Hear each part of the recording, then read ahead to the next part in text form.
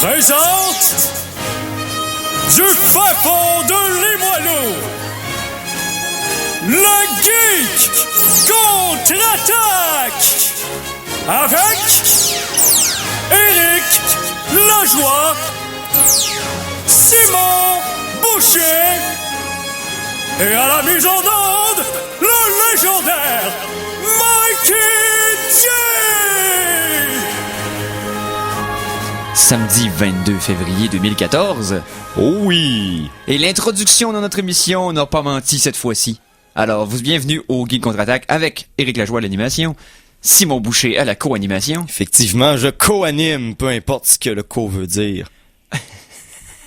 C'est que tu collabores à l'animation. Ah, c'est comme de la coopération? Ou que tu coopères à la... Je suis utile. J'ai du plaisir. Ou que tu coules l'animation. Ça, c'est possible, oui. Et Mikey G à la console. Hey, les gars, j'ai trouvé mon épitaphe.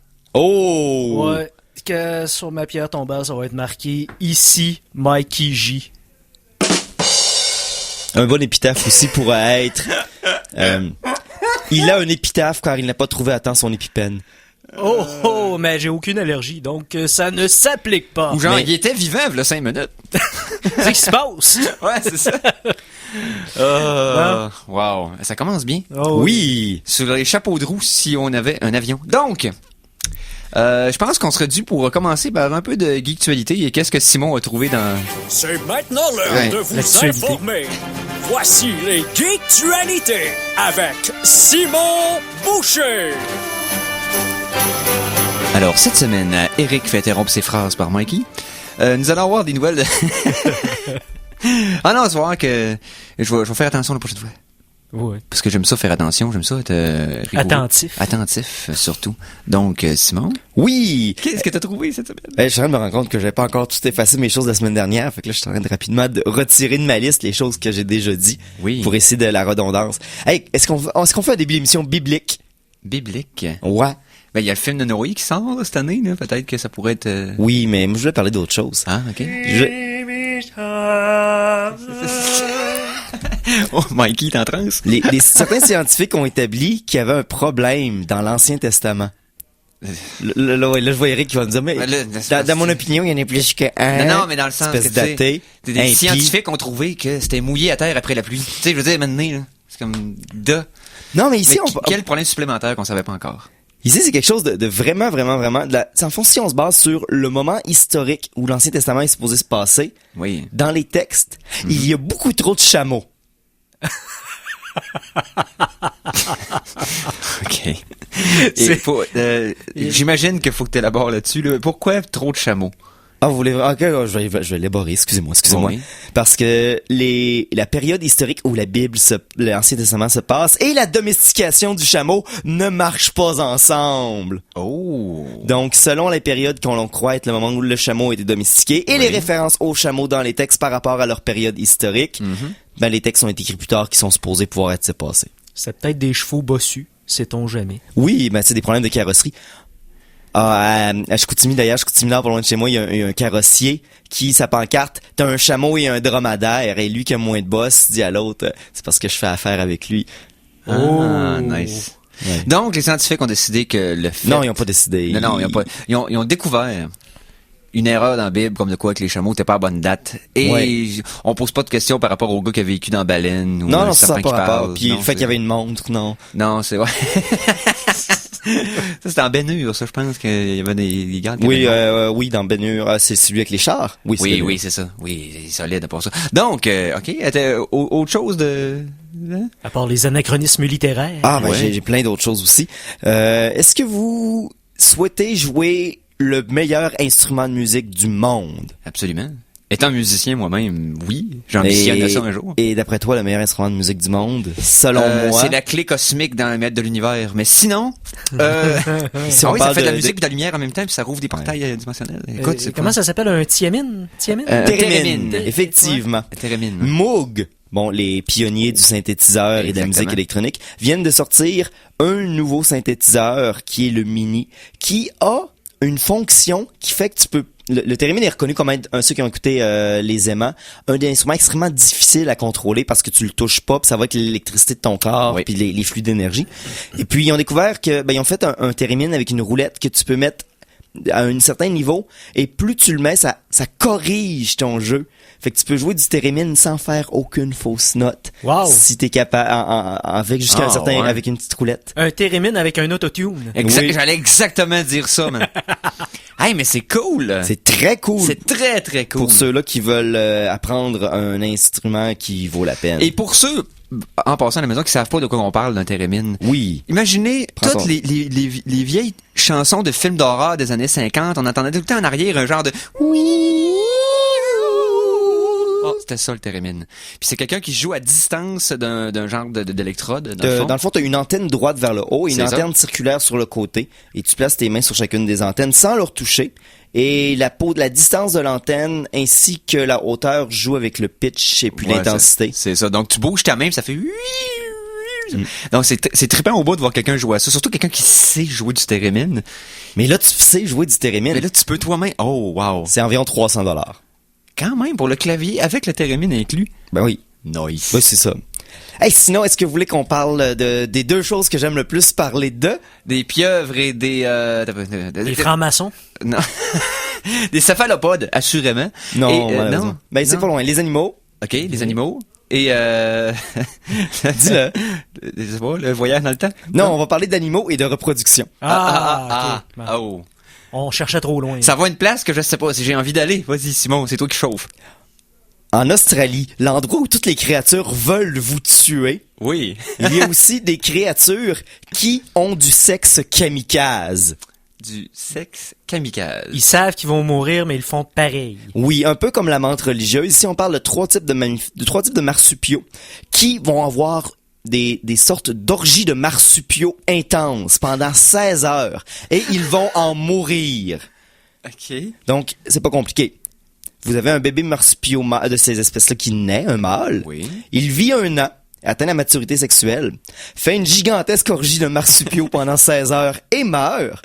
Et un autre bébé mâle marsupiaux naît, se rend à l'âge de 1 an. Et ainsi le cycle de la vie. Ah, ouais, c'est... Dans le fond, toute leur vie est juste basée sur le fait... Ils ambitionnent à une orgie incroyable et après ça... De 16 heures, ouais. De 16 heures consécutives. Wow! Ouais. Je sais pas si je dois être effrayé par ça ou genre avoir envie de leur faire des high five. Honnêtement, c'est difficile de deviner exactement. Ben, respect. Honnêtement, respect, là. Respect. Hein? Ils doivent avoir un cardio incroyable. Oui, oui, ben oui. Ben là, ici, on parle de petits marsupiaux, absolument. Plus ils sont petits, plus ils ont des rythmes cardiaques, les choses du genre. C'est ça que j'essaye d'expliquer. Parce que, oui, peu importe. Mais non, non, regarde, respect pour ces marsupiaux. Ils ont-tu des noms ou c'est des Oui, mais j'ai déjà fermé ma feuille. Bon, Fait que, tough luck, mon jeune ami. OK, donc, ensuite... Cette semaine, la semaine dernière, ceux-là qui ont suivi ça, c'était le Toy Fair, qui est dans le fond un peu le Toy Fair 2014, qui est les compagnies Hasbro, tous les fabricants de jouets, viennent présenter les nouveaux jouets qui vont être vendus pour l'année prochaine, pour que Oui. les compagnies, on parle autant de Toys R Us que jouets dépôt. Ouais, pour la distribution. Exactement, montrer c'est quoi les tendances dans le jouet et aussi tenter de vendre une quantité incroyable de jouets. Négocier des étagères. Parce Exactement. que c'est tout un cartel. On vous expliquera ça maintenant, c'est assez capoté. Là.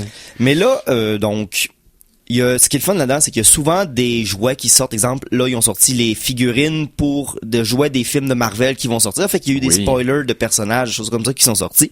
Mais il y a aussi quand même des jouets spéciaux que je voudrais vous parler. Je vais mettre le lien sur la page des geeks. OK. Mais je vais vous donner quelques exemples de jouets intéressants qui ont sorti. OK. Un aspirateur portatif à fourmis en forme de tapir.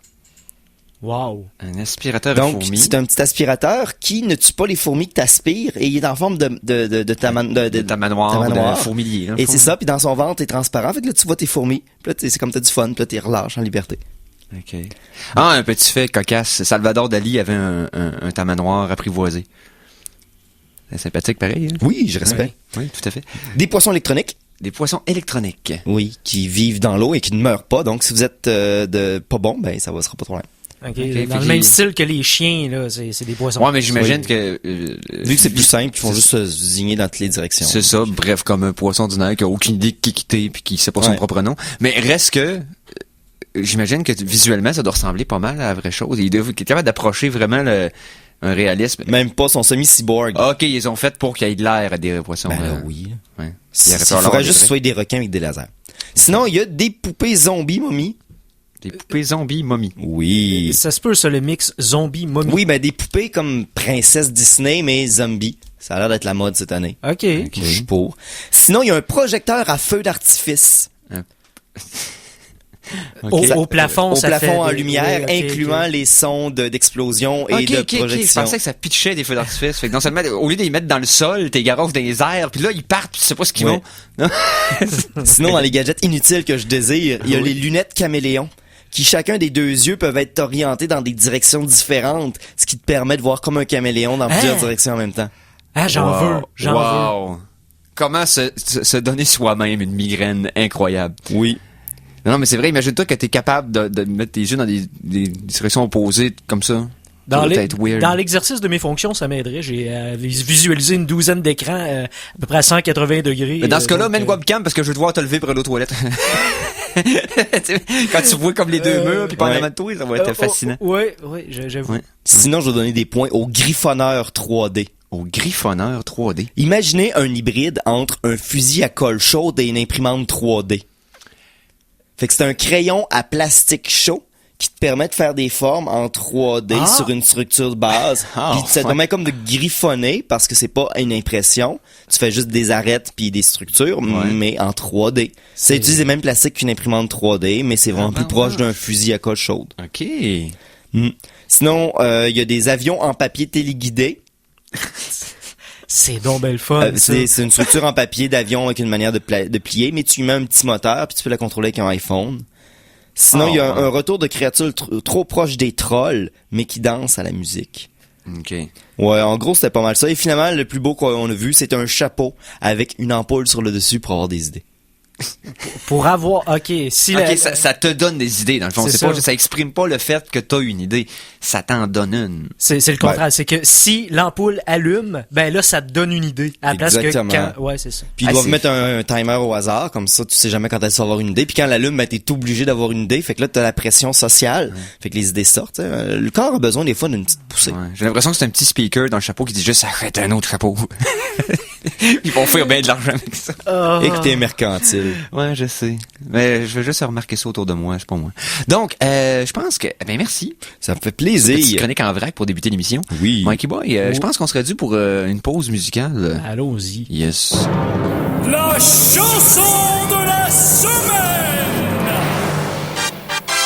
Chanson de la semaine numéro 1. Cette semaine, je vais vous faire jouer un groupe que j'avais fait déjà jouer dans le passé. Vous avez entendu parler si vous avez suivi l'émission ou si vous êtes des fans de Nobuo Uematsu et de Final Fantasy. Ben, en si général. vous êtes sa femme, probablement Oui, aussi. ou une de ces femmes, il doit en avoir une dans chaque pays, comme les marins. Mais les Black Mages ont fait un album éponyme. J'ai passé déjà des pièces ici. Mais ce que je voulais vous dire, c'est qu'ils ont fait 3 albums, les Black Mages. Et le 3e avait été moins... je veux dire, l'effet de nouveauté n'était pas là. Mais la première piste du 3e album qui s'appelait Darkness and Starlight et The Opening and Bomb Mission de Final Fantasy VII. Donc, c'est l'intro du jeu, plus la première mission, par Nobuo Uematsu lui-même, qui joue avec un band heavy rock, style japonais.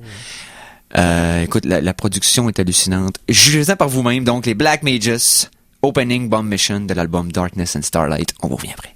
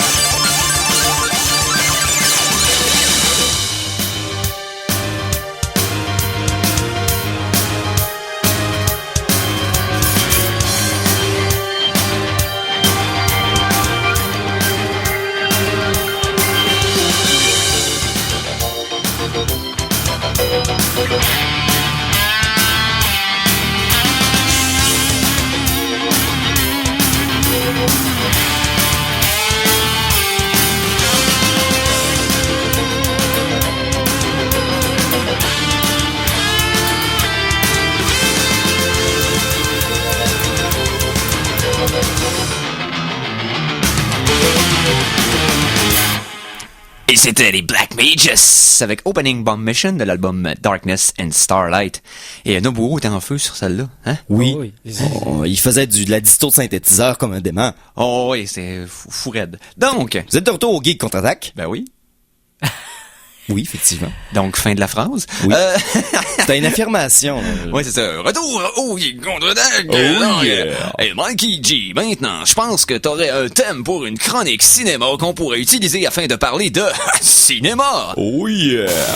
Chronique Cinéma!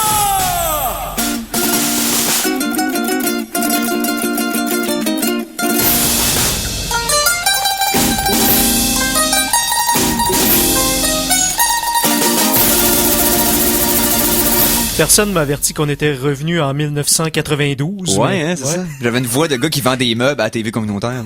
Il fallait juste qu'on fasse un répète. C'est cinéma! Tout est à liquider. Ok, bon, donc, Oui! chronique cinéma. Oui. Et il y a eu quelques petites nouvelles pendant la semaine, Oui. le fun. Oui, moi, honnêtement, je dois avouer que j'ai passé la semaine à me caresser les cheveux en regardant les images de Guardian of the Galaxy. Ah, quelle bande-annonce magistrale. Pour ne pas dire prodigieuse, pour ne pas dire prodigistrale. On va dire cosmique. Cosmique. Oui. Un vent de fraîcheur dans le genre des films de super-héros. Sérieusement, c'est... Ah, mais un bon space Opéra, là. space opéra, mais tu sais, à la Cowboy Bebop, comme les vieux Star Wars, il va y avoir quelque chose. J'ai un feeling. Ok, puis là, je Oh. colle la shot présentement. Oh! Éric Ok. Lajoie, tu l'as dit, aujourd'hui le 22. Puis j'espère me tromper. J'espère vraiment me tromper. Que Guardian of the Galaxy va être plus Star Wars que Star Wars 7 va être Star Wars. Alors, Guardians of the Galaxy, parce que c'est quand même assez obscur comme histoire Oui. des franchises, c'est quoi? C'est l'histoire ici de Star-Lord, qui est dans l'espace, est un humain avec dépendamment des versions, un passé un peu extraterrestre, mais oui.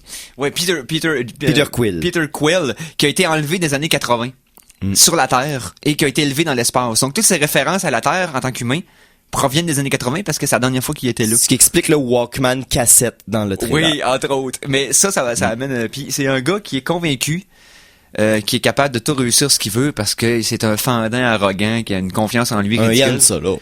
C'est ça. Et Star-Lord, c'est pas un titre qui a été donné ou une arme ou quelque chose. C'est le nom que lui a décidé qu'il allait avoir. Et sa réputation est comme beaucoup supérieure à ce qu'il supposément est capable de livrer comme marchandise, mais reste que... Il y a pas de pouvoir en tant que tel. Non, pas à ce que je sache, non. Il y a son masque puis ses armes qui sont puissantes, mais Ok. lui-même, à part peut-être un désavantage, peut-être son ADN extraterrestre, c'est à moitié, pas plus que ça. C'est ça, c'est pas lui qui est extraordinaire dans son équipe du tout, mais c'est son aura de leadership C'est qui comme- fait en sorte que... C'est comme un peu Flavien dans une galaxie près de chez vous, sauf avec un ego surdimensionné. Non, parce que dans le galaxie pas chez vous, Flavien, c'est le plus efficace, la gang. Ouais, c'est ça. Ouais, Et non. Est-ce qu'il est tout seul, le Star-Lord? Non, il est pas tout seul. Dans le film, on Mais peut non. voir qu'il est accompagné par Rocket Raccoon, qui est sur une planète d'animaux modifiquement générés. Ça, c'est les années 80, début 90, quand Marvel était complètement défoncé sur l'héroïne. Ils ont décidé de créer une série où ce que c'est une planète prison où ce qu'il créait des animaux pour gérer. Fait que Rocket Raccoon est un raton laveur qui est transformé semi-humain avec des cybernétiques et un tacticien incroyable. Il était accompagné de Walrus, un morse, si vous voulez voir Walrus. Bon. Ouais. Sinon, il y a plein d'autres créatures comme ça qui étaient tous des animaux sous forme humanoïde. Qui servait de gardien aux prisonniers. Prison. dans le fond. Dans les, oui, c'est ça. Il est accompagné d'un arbre qui s'appelle Groot. Ouais. Qui ne peut dire que I am Groot, mais paraîtrait-il qu'il y a des variations et il peut parler de métaphysique en disant I am Groot. C'est ça. Et c'est un arbre, un Flora Colosseus. Et même le roi de sa planète. Le roi de sa planète. Et il a un pouvoir que quand il décide de s'ancrer, il est déjà très fort, tout ça, mais s'il s'ancre à un endroit qui prend racine, entre guillemets, il peut doubler, il a triplé de volume, et sa force peut être exponentielle, mais il peut juste plus bouger. Et s'il est détruit, Momentanément. si t'as une petite branche, tu peux faire des boutures puis le repartir. Ouais, il est virtuellement indestructible, parce qu'il peut être reconstruit à partir d'une seule fraction. expression de sa personne. Ouais, c'est ça, une écharpe. Et en passant, Rocket Raccoon et Groot sont les deux meilleurs amis, les best friends forever. Et on a aussi Gamora, qui est une assassine, de laquelle j'ai l'impression que si on suit un peu le comic books, et un peu le trailer aussi quand même, la bande-annonce, ils vont pas jouer sur le visuel tant que ça, là, féminine, des courbes, on va la mettre en bikini dans l'espace. Non, on est habillé comme les autres, elle est efficace, elle a des armes à tuer, puis ça sera pas vraiment le point qu'ils vont essayer de jouer. Il y a Drax, le destructeur. Oui, qui lui a été génétiquement créé pour détruire notre bon ami Thanos. C'est ça. Et selon l'origine que vous choisissez de croire dans l'univers de Marvel, il y en a eu plus qu'une.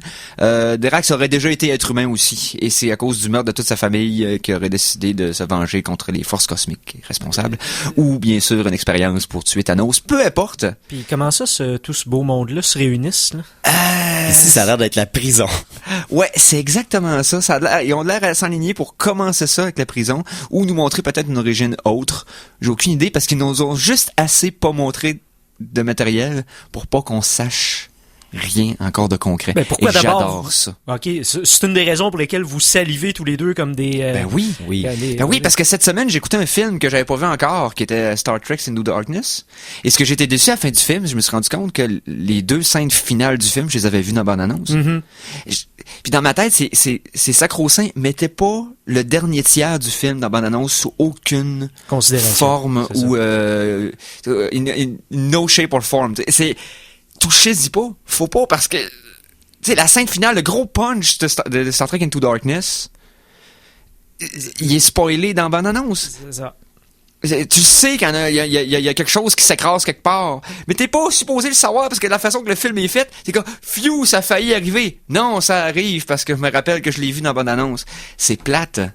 Alors, on en montre juste assez dans Guardian of the Galaxy pour nous mettre l'eau à la bouche. Exactement, nous montrer comment les personnages, le type d'humour que ça va être. Et ça va être, même si c'est Disney, puis ça va fort probablement être PG-13, reste que ça va être irrévérencieux, ça va être sarcastique, cynique, comme un peu comme les personnages de lesquels c'est inspiré. Donc non, c'est très très prometteur.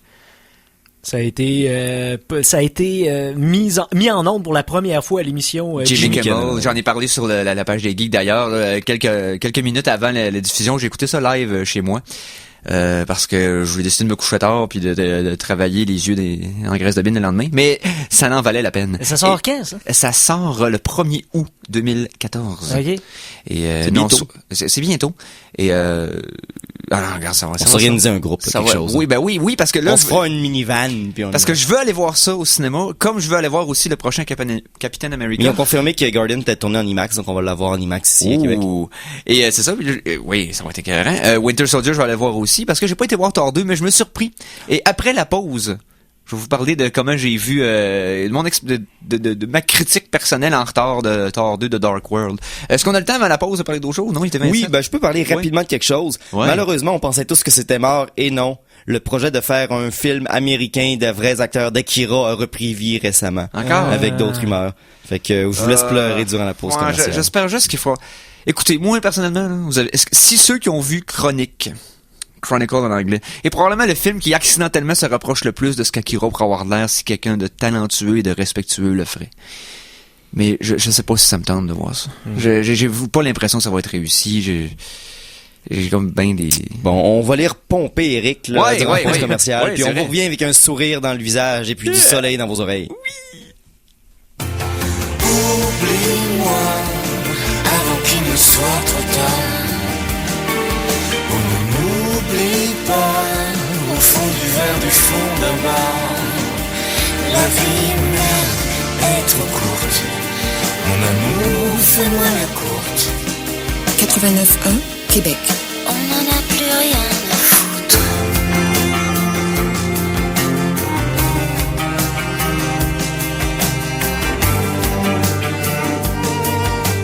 Vous écoutez CKRL 89.1. Cultive tes goûts. Puisqu'il faut vraiment de tout pour faire un peuple.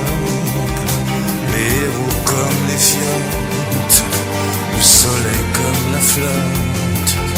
Profite. Puisqu'il faut vraiment s'aborder le navire, on va se finir.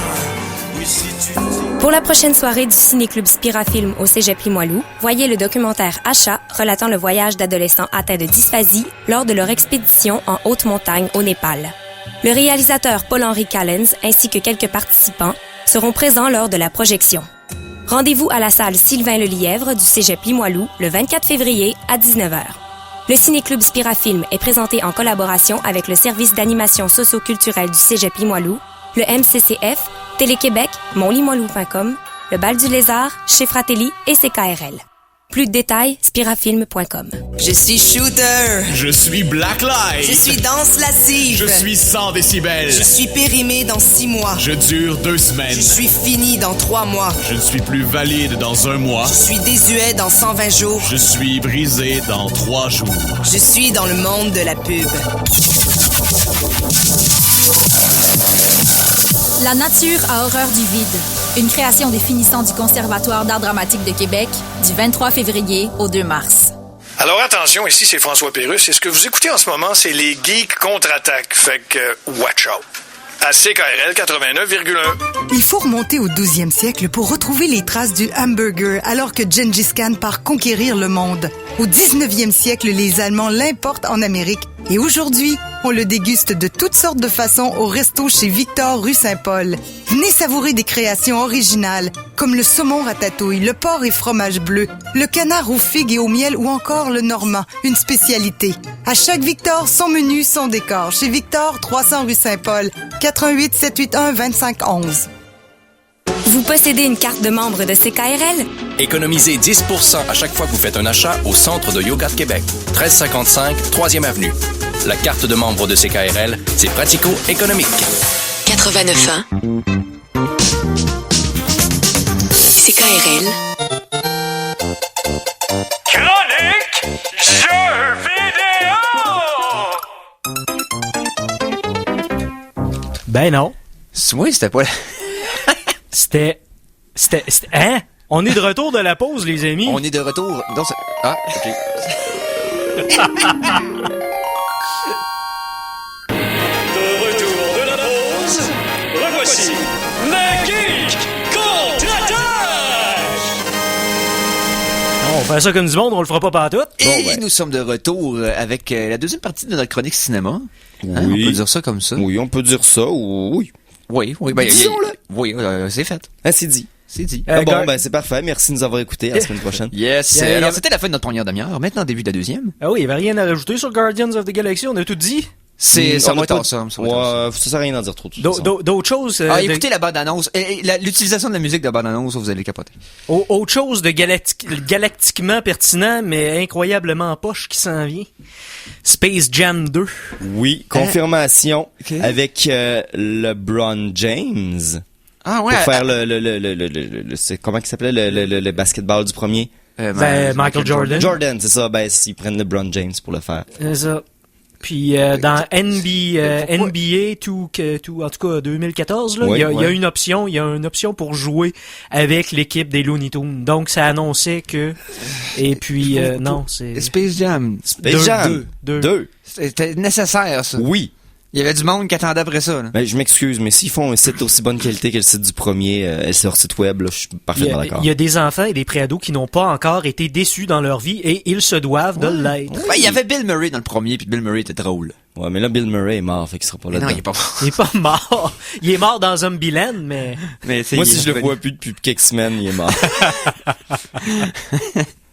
Wow, tu dois être surpris à chaque Noël. Ouais. Bon, des zombies partout. Ah non, c'est grand-maman. Donc, oui. Hey, parlant d'autres choses décevantes et de partiellement cosmiques, du moins grâce à des radiations cosmiques. Oui. Eric, tu voulais nous parler d'un autre film? Ben, c'est que, ce qui arrive, c'est que vous êtes peut-être au courant ou non, mais peu importe. Je parlais de Chronique tout à l'heure et le réalisateur du film a eu la tâche, probablement un cadeau de grec, c'est-à-dire on lui a donné un beau projet, mais j'ai l'impression que ça va foirer malgré tous les efforts qu'il va essayer de faire. C'est-à-dire le reboot, le redémarrage de la franchise Les 4 Fantastiques. Le 4e film, bien sûr, fait par Fox. Ouais, les 4 Fantastiques, effectivement. Le 4e film des 4 Fantastiques. Ouais, c'est ça, parce qu'il y a eu le premier. Il y a eu le premier. Des années 90, que personne n'a vu. Qu'on a écouté, qu'on a fait la critique d'ailleurs, qui je l'espère, était 10% hilarante comme le film l'était. Qui était digne de la chronique Pyrologie de notre tout à fait. Sinon, bon, il y a eu les 4 Fantastiques. Après ça, 4 Fantastiques, quelque chose avec la théière en argent. L'éveil du c'est la théière en argent. Ouais, la théière. Ouais, c'est une théière. Non, c'est pas c'est une théière cosmique. Non. Oui. OK, et finalement, il y a un nouveau qui s'en vient. Oui, c'est ça. Et c'est donc un reboot. Et là, ils ont annoncé cette semaine les acteurs. C'est ça. Qui avait été choisi pour incarner les rôles principaux? Qui seront 4 et qui seront fantastiques? Et ils sont 4 et ils voulaient se battre. Est-ce que c'est une blonde naturelle qui fait la femme invisible? Non! Non! Ils ont peut-être fait la même erreur que la dernière fois. Jessica Alba, un latino. On va la pâlir de la peau, ils mettent les cheveux blonds. Puis, tout le monde va n'y voir que du feu parce qu'il y a Human Torch dedans. Ah, on va reparler de Human Torch. Mais parle-nous tout d'abord de Sue Storm, alias la fille invisible. Ouais. Ici, nous avons Kate Mara. Qui est Kate J'en Mara? ai pas la moindre idée. Kate Mara, j'essaie de me rappeler dans quoi j'ai entendu récemment Kate Mara. Continuez de nous annoncer le deuxième nom. Moi, je vais vous donner je vais vous dire qui est Kate Mara. Oui. J'ai un souvenir, mais c'est vague, là, ça me fatigue. Donc, ensuite, dans le rôle de Johnny Storm, alias la Torche Humaine. Oui, t'as pas, c'est le seul qui me manque. Je peux vous y aller avec Grimm, donc la chose. Oui. Ça serait Jamie Bell. OK. Sinon, Jamie Bell. Ça, là, Jamie Bell, c'est le gars qui était dans Jumper avec Anakin Skywalker. Et Jamie Bell aussi a fait une couple de petits rôles, jamais rien de gros. Vous allez le reconnaître, là, il jouait dans Jamie Bell. Écoute, mais je suis pas sûr pour lui en Ben Grimm, je sais pas. Sinon, Reed Richards va être joué par Miles Teller. OK, ouais. Qui, je ne peux pas plus. En passant à Jimmy Bell, c'est sur lui qu'a été fait le motion capture dans le film de Tintin. Ça, c'est probablement la chose pour laquelle il est le plus connu. Et finalement, tu voulais la torche. Ouais, c'est ça. C'était Michael B. Jordan. OK, Michael B. Jordan qui a joué dans quelques affaires. Non, je me trompe. Miles Teller, c'est juste un gars de télé. On le connaît pas beaucoup. Il a pas fait beaucoup de films, en fait. Et si on revient à Kate Mara. Oui, Kate Mara. Elle a fait partie de la télésérie American Horror Story de la première saison. Oui. C'était la femme, donc la personnage de soutien, comme on dit, principal, si je peux m'exprimer ici. Dans 127 heures aussi, elle a joué un rôle. Iron Man 2. Iron Man 2. Donc, voilà. C'est quand même. Et bizarrement, qui est Michael B. Jordan. Oui. Ça, vous allez le reconnaître parce qu'il a joué dans Chronique, justement. Ah, parce oui. qu'il était 3 amis dans Chronique et Josh Trank, le réalisateur, a décidé que un des 3, celui qui se rend pas jusqu'à la fin du film, je vous dirai pas pour quelle raison.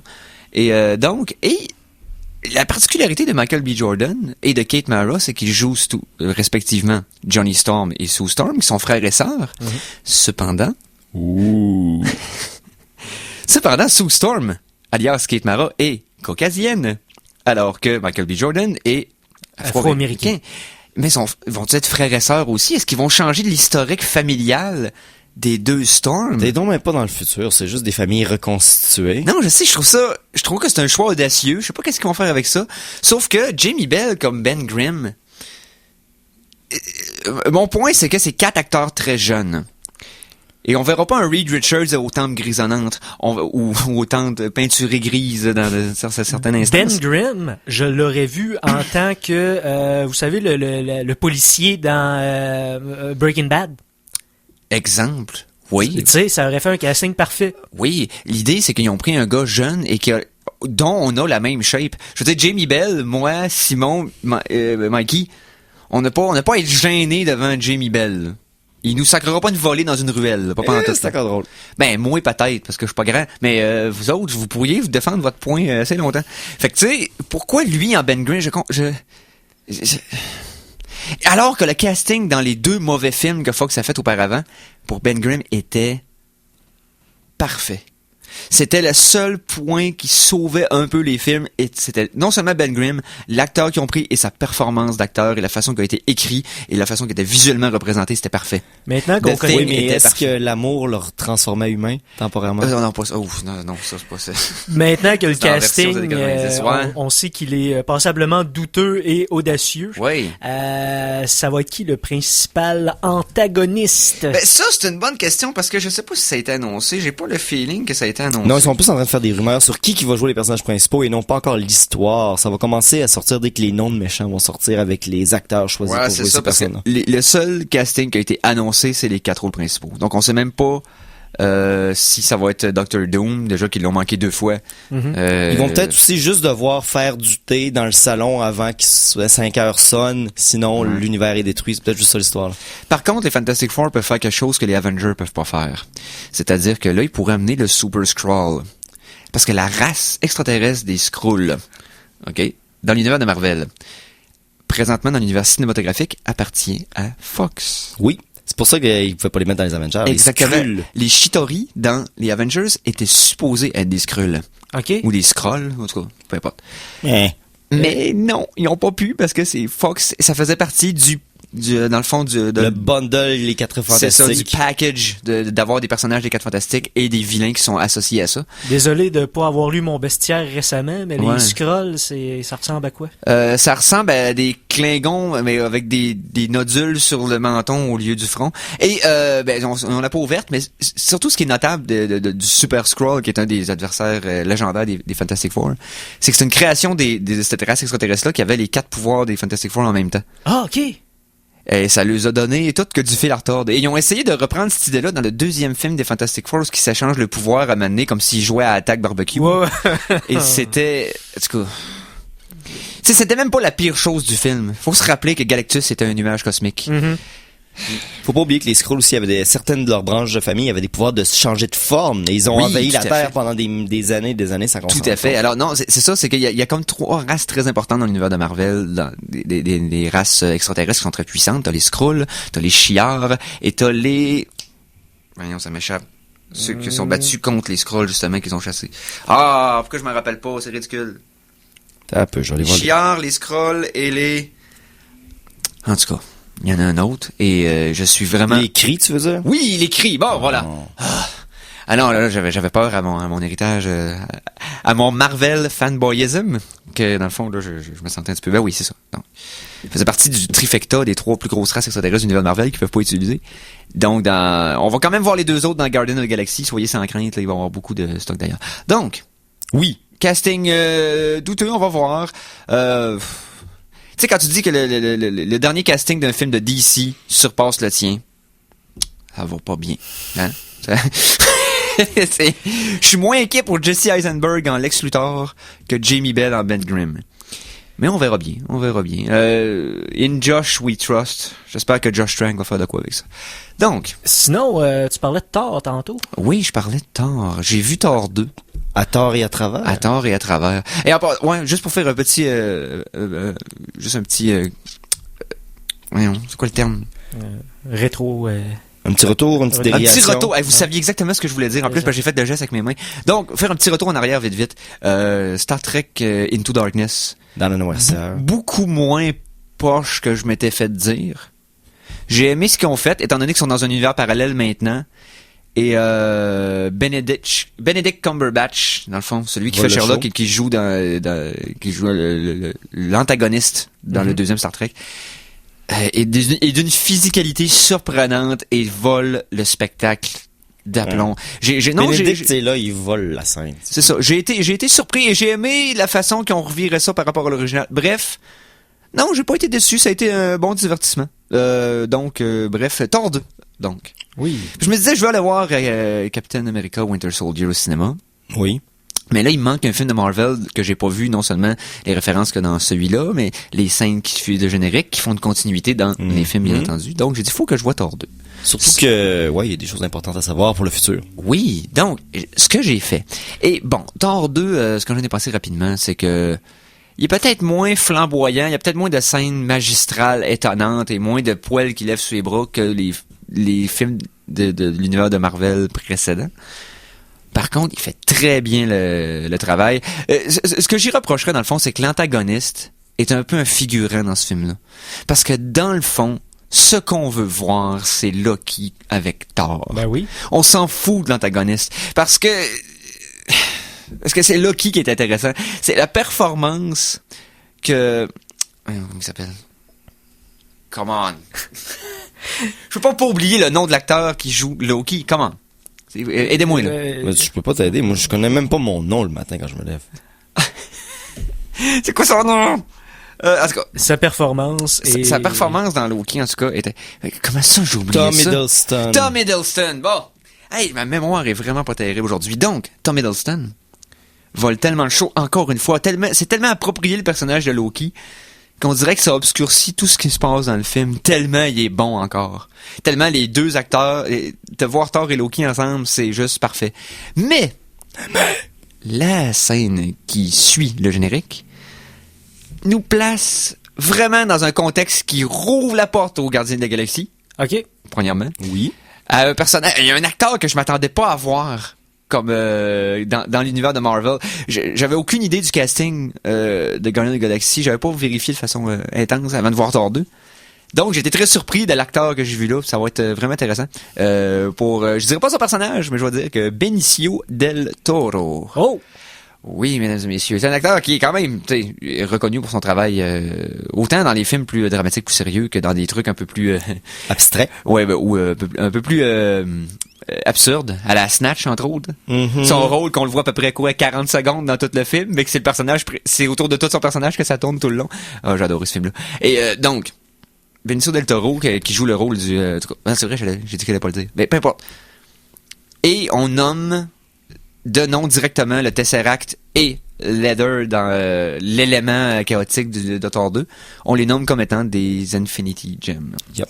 OK. Et là, ça starte de quoi? Il y a même des rumeurs qui disent qu'au début du trailer de Guardian, la boule que Peter Quill ramasse serait peut-être un autre. Une troisième.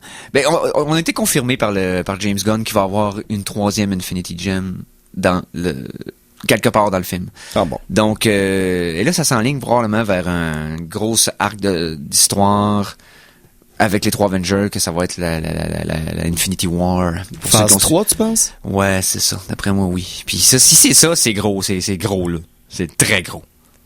Très, très gros. Bon. Fait que moi, je propose qu'on écoute un petit peu de musique. Oui, parce que j'ai comme dépassé ma... Ouais. C'est pas grave, le temps est malléable. Chanson de la semaine 2! Et ma chanson de la semaine 2. Et je fais un retour en arrière, parce que là, je m'en ai souvenu du premier coup. sur l'émission qu'on a faite la semaine dernière avec Sabrina, ou v'là 2 semaines, je me rappelle. V'là 2 semaines. V'là 2 semaines, voilà, merci. Parce que la semaine dernière, j'étais pas là. Donc, non, c'était moi et Laurent. C'est ça. Donc, et on nous avait parlé d'un band, d'un groupe qu'elle avait rencontré quand elle avait été à OG&M à Gatineau. Donc, Press Start to Play, dont on avait downloadé l'album, on l'avait acheté pour pouvoir en diffuser ici, et je l'ai écouté attentivement. Oui, je l'ai écouté depuis. Et il y a un autre tune qui m'a accroché, puis je veux encore en faire jouer parce que j'aime bien la sonorité, parce que c'est des chansons originales, mais comme si ça venait d'un jeu vidéo. Exact. Donc, de l'album éponyme de Press Start to Play, on écoute The Adventures Begin. Donc, vous écoutez les Geeks Contre-Attaque, et on revient tout de suite après.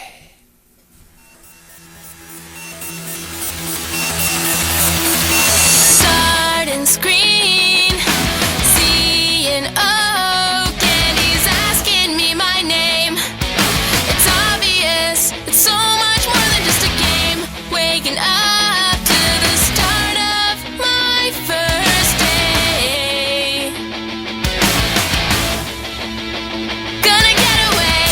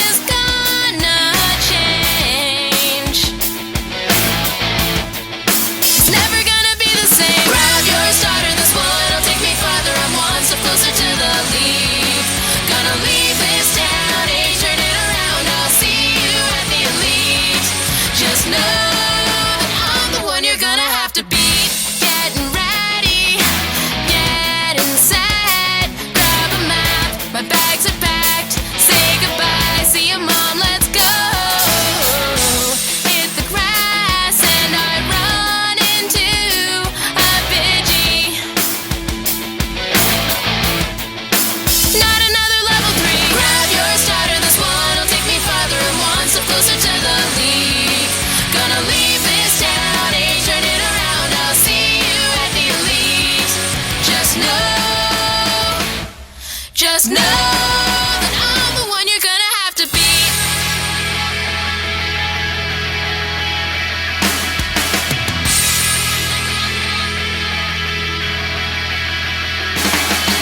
We came here to fight together. Better watch out, we're gonna be the masters. We came here to stand together, celebrate the good times and laughter. We came here to fight together. Better watch out, we're gonna be the masters. We came here to stand together, celebrate the good times and laughter. We came here to fight together. Better watch out, we're gonna be the masters. We came here to stand together, celebrate the good times and laughter. We came here to fight together. Better watch out, we're gonna be the masters. We came here to stand together, celebrate the good times and laughter. We came here to fight together. Better watch out, we're gonna be the masters. We came here to stand together, celebrate the good times and laughter. Alors, c'était Press Start to Play avec la pièce The Adventure Begins. C'est exactement comme si Scott Pilgrim, le groupe de Scott Pilgrim avait existé pour vrai, en tout cas. Oui, ben c'est ça, t'as fait cette observation-là pendant la chanson, hors d'onde. Oui, Et le c'est hors vrai. d'onde, cette période où on dit des choses tellement plus intéressantes. Des fois, oui. Et ce qui arrive, c'est que c'est vrai qu'on dirait que c'est un des groupes qui était dans les gros concours on dirait que c'est extrait carrément de l'univers de Scott Pilgrim. C'est ça. Puis c'est peut-être leur respiration, mais c'est D'ailleurs, réussi. oui, c'est leur inspiration.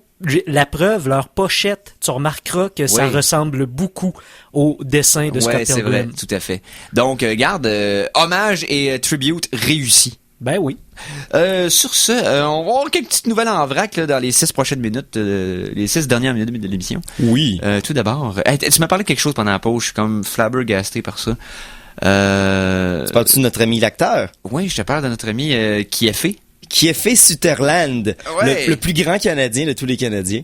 Ouais, pendant une courte période des années 2000, effectivement. Oui, effectivement. Donc, ici, on parle de l'acteur qui fait Jack Bauer. On avait su, il y a quelques mois, qu'il remplaçait l'acteur qui faisait la voix de Snake pour le prochain Metal Gear Solid, Metal Gear, qui s'en vient d'ailleurs très bientôt avec le genre de démo à 30$ pour 6 heures de gameplay. Et aussi, il vient d'annoncer indirectement durant une entrevue qu'il a passé au cours de la dernière année une certaine période de temps dans les studios de NetherRealm Studios, la compagnie derrière Mortal Kombat, et qu'il aurait travaillé d'une manière ou d'une autre sur le prochain Mortal Kombat. Là, ici, il y a deux possibilités. Soit non, pas vraiment avec beaucoup de possibilités. Est-ce que c'est du mocap, de la motion capture qui sert pour faire les personnages? Ou juste juste de la voix. Parce que oui, il serait assez badass pour faire Striker, le genre de policier au double bâton complètement malsain. Ou, imaginez Jack Bauer dans Mortal Kombat. Parce qu'ils ont mis Freddy... Ouvrez-lui l'abdomen! Ils ont mis Freddy Krueger dans la version, comme personnage DLC dans la version précédente. Donc, ça serait pas impossible qu'il y ait des choses comme ça. Jack Bauer dans Mortal Kombat. En plus, ça arriverait avec la promotion, avec la nouvelle série de 24 qui va être en format de 12, de 30 minutes qui s'en vient. Ça pourrait peut-être arriver parce que là, le projet Mortal Kombat était pas non plus vraiment annoncé. Il était pas non plus. Mais vous, une autre rumeur folle. Vas-y. Mettons que je délire là. Bon, vas-y. Il fait la voix de Snake maintenant. Oui. Puis Snake a déjà été dans d'autres jeux que des Metal Gear Solid. Oui. Ben oui. Dont Super Smash Bros.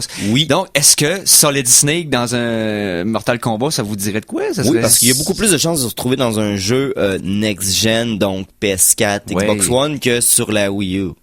Exactement. Qui d'ailleurs, soit dit en passant, présentement, la PlayStation 4 a quasiment rattrapé les ventes de la Wii U à vie. OK. Et ça, avec 1 an de retard. Ouais. Bon. Ouch. C'est plate, c'est triste, là.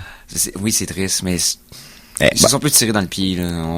On partira pas là-dessus. Non, on regarde ça pour une autre fois parce que on n'a pas le temps de s'embarquer là-dessus aujourd'hui. Non, c'est ça, pas du tout. Donc... Est-ce que vous voulez quelque chose de sympathique? Oui. Est-ce que vous avez peut-être déjà vu ça? J'ai oublié le nom exact, mais je crois que c'est la Skull Volca. Vous pouvez acheter ça à la SAQ, c'est un crâne de verre avec à l'intérieur de la vodka. OK, c'est la bouteille dans le fond est en forme de crâne. Exactement. Ouais. Et il y a des scientifiques qui font dans le fond des scientifiques le forensic qui font l'étude des décès, des scènes de crime, ont décidé de faire une reconstitution faciale de ce que la personne qui a ce crâne aurait pu avoir l'air. Je vous enverrai les photos. Est-ce qu'elle a des traits russes? Non, mais vu que la bouteille, c'est un crâne fait pour être très souriant, plus que pour être un vrai crâne. Oh, c'est weird. Ça fait quelque chose d'assez monstrueux. Ah ouais, les photos sur la page de Geek Contre-Attaque. Je vous mettrai ça cet après-midi. C'est splendide.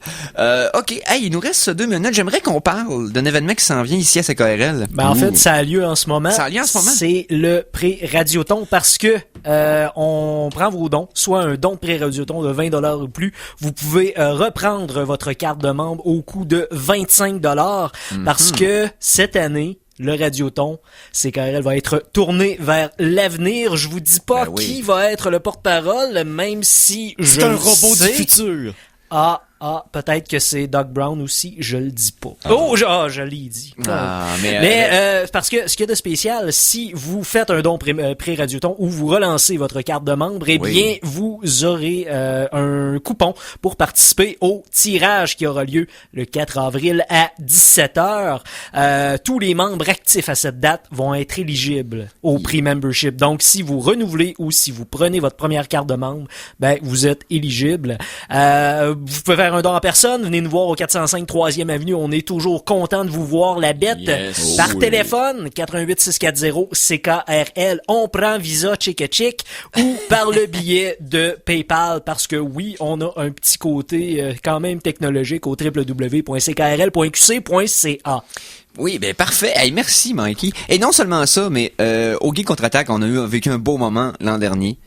Bien entendu, lors du Radioton, qui était aussi le 40e anniversaire de la station. Et là, on entame la 41e. C'est ça. On est dans la 41e, c'est le fun. Et c'est ça. Donc, c'est là qu'on avait rencontré Monsieur François Pérusse. Oui. Qui nous a fait notre indicatif sonore dans les pauses. Donc, et ceux qui ont pu être là quand il a fait son émission, tout le cas, c'était magistral. Venez faire un tour. Il y a plein d'artistes qui vont venir faire des spectacles encore pendant le Radioton et tout ça. C'est trippant au bout. Puis si vous êtes pas loin, là, passez venir nous voir là, c'est les Geeks Contre-Attaque, on va être là d'une façon ou d'une autre là pendant la durée du Radioton là. Nous puis plein d'autres exactement. Plein d'autres bénévoles comme Brice Santana qui s'en vient avec Tout feu tout flamme. Oui. Et s'il s'en vient, c'est parce qu'on s'en va. Ben c'est ça. Non, c'était alors Radioton. Encore une fois cette année, soyez-y. Merci Simon. Ça me fait extrêmement plaisir de vous parler dans vos oreilles. Merci, Mikey.